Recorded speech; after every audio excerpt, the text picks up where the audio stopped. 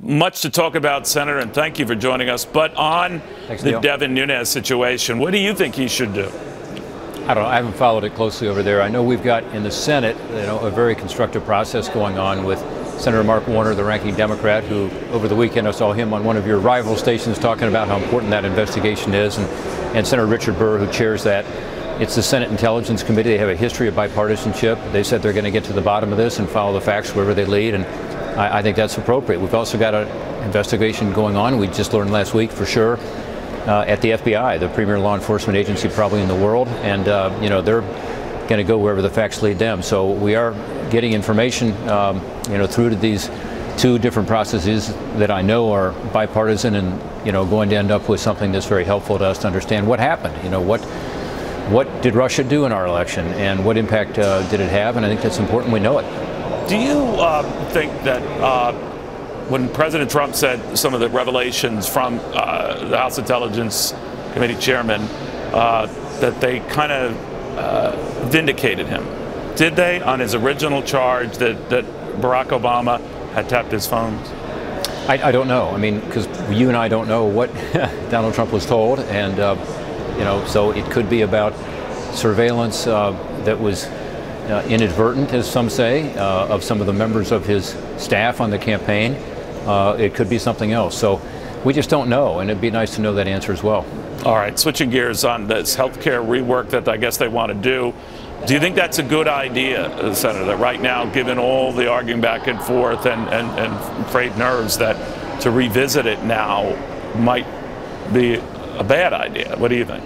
No, look, we got to fix it, Neil. One of the problems we have with the current healthcare system is it's just unsustainable. The premiums are going up double digits. Again, next year, 25% on average increase in the exchanges. We've had a 91% increase in Ohio in the individual market in the exchanges in just 4 years, 82% increase for small business. No one can afford that. So we do have to deal with this. It's also a lack of choice. We've now got a third of the counties in Ohio and in the country with only one insurer on the exchanges. And, constituents are writing me and emailing me and saying, hey, Rob, this doesn't work. We just have no choices. So give it a go. Now. Don't give up on it. In other words, we can't give up. Because a lot of people looked at that, Senator. I know you're tight for time as well, but that the tax cut thing should be the front and center priority, and that it's all hands on deck to make that work. But you've been among some senators saying, just don't go crazy going into the deficit here. Should they be revenue neutral to Rob Portman? Well, I saw one of your shows the other day where you had one of your commentators on saying, these guys like Portman think it's all static. I don't think it's all static. I mean, I think tax reform is an incredible opportunity to move the economy in a positive direction, including increasing wages, Neil, which is something you and I have talked about. Not just economic growth, but really help people. But you'd be okay, Senator, if right off the top they're not. In other words, the deficits get a little worse before they get better. I think we should analyze it using a dynamic score, meaning you use an actual macroeconomic way of looking at it to say, what's the behavioral change going to be? Because I know and you know that tax reform will result in changes in behavior. We ought to score it that way. And if we did that, as we have not done in the past, then you can do even more tax reform and tax relief. But having said that, we've got a $20 trillion debt, growing to $28 trillion in the next 10 years. And it's a percent of the economy, which is probably how you ought to look at the debt. It's getting to levels that's really scary. The highest level in the history of our country since World War II, just in the next 8 years. So it doesn't sound to me that you'd go very, very big on tax cuts.